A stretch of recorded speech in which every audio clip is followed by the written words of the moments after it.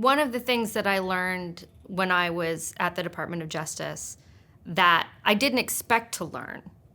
was where these pressure points are that cause compliance programs to fail. They can look great on paper, they can have all the right bells and whistles, but you can tell pretty quickly when compliance isn't part of the corporate culture. And when it's not part of the corporate culture, it is just a matter of time until that program fails. And it will be more expensive to run a compliance program when it isn't part of the corporate culture. So certainly, being a prosecutor helps me identify patterns of misconduct, helps me know where to look for evidence of criminal activity, or where systems are being evaded, or what are likely circumstances that are going to lead to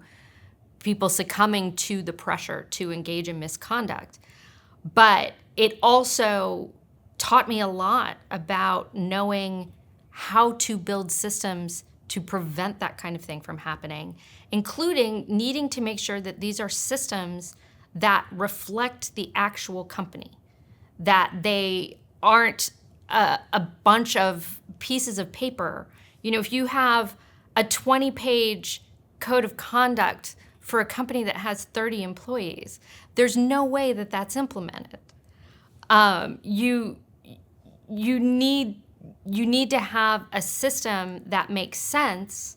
in order for it to actually function to prevent misconduct. And so often, well-intentioned companies didn't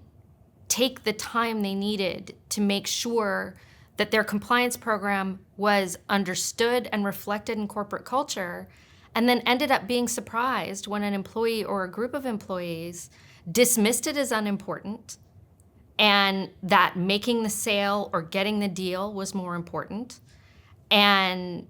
evaded the compliance program, ignored it altogether, and engaged in misconduct, and now the company is facing felony charges.